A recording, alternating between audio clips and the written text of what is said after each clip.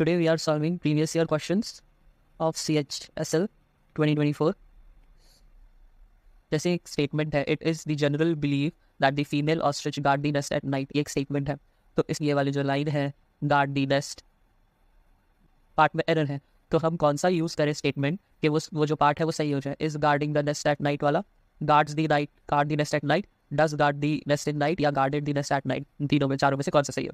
तो अगर आप देखोगे तो ये जो क्वेश्चन है, ये क्वेश्चन आपके सब्जेक्ट एंड वर्ब एग्रीमेंट का है. सब्जेक्ट एंड वर्ब एग्रीमेंट में हमने देखा है कि एक सब्जेक्ट रहेगा और उस सब्जेक्ट के साथ उसका ही वर्ब आना चाहिए. अगर सब्जेक्ट सिंगुलर है तो वर्ब भी हमारा सिंगुलर होगा. अगर सब्जेक्ट मेरा प्लूरल है तो वर्ब भी हमारा प्लूरल होगा. अगर यहाँ पे हम देखेंगे तो फीमेल ऑस्ट्रिच हमारा सब्जेक्ट है, ये सिंगुलर सब्जेक्ट है.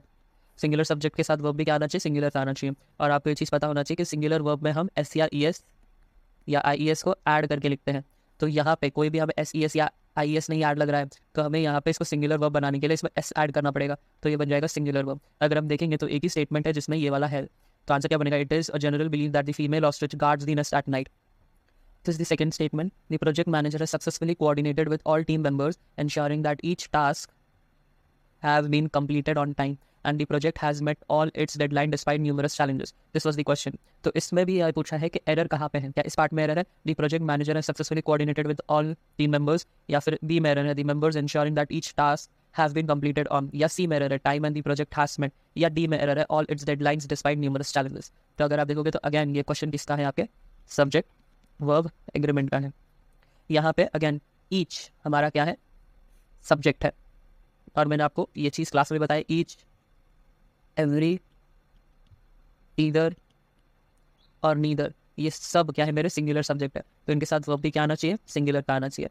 तो ईच आपका सिंगुलर सब्जेक्ट है, उसके साथ वर्ब हैज़ आना चाहिए, ना कि हैव आना चाहिए. और अगर आप यहाँ पे देखोगे तो इधर हैव आया है, तो हैव आपका प्लूरल सब्जेक्ट हो जाता है, हैज़ आपका सिंगुलर सब्जेक्ट हो जाता है. तो आपका एरर बी वाले पार्ट में है, इधर हैज़ आना चाहिए, ना कि हैव आना चाहिए. So this was the error in the second question. अगर आप देखोगे तो ये नेक्स्ट स्टेटमेंट है, which of the following statement contains a grammatical mistake. यहाँ पे ये पूछा गया कि कौन से पार्ट में ग्रामेटिकल मिस्टेक है. स्टेटमेंट है she don't like chocolate. Second है he hasn't finished his homework. Third statement है they were going to the park. Fourth statement है I have never seen such a beautiful sunset. तो अगर आप देखोगे तो इस पार्ट में ए वाले में एरर है, बाकी सब सही है. अगेन सब्जेक्ट वर्ब एग्रीमेंट का ही डाउट है. मैंने आपको हमेशा बताया कि सब्जेक्ट एंड वर्ब एग्रीमेंट से सबसे ज़्यादा क्वेश्चन पूछे जाते हैं एग्जाम्स में. ये आप सबसे ज़्यादा हाईलाइटेड टॉपिक्स होता है, सबसे ज़्यादा इंपॉर्टेंट टॉपिक होता है हर गवर्नमेंट एग्जाम्स के लिए. अगर आप देखोगे तो शी आपका सिंगुलर सब्जेक्ट है, सिंगुलर सब्जेक्ट के साथ वर्ब भी आपका सिंगुलर आना चाहिए. और डू, बहुत लोगों को लगता है कि डू सिंगुलर है, बट वो गलत है. डू इज प्लूरल और सिंगुलर डज होता है, तो यहाँ पे डजंट आना चाहिए, ना कि डोंट.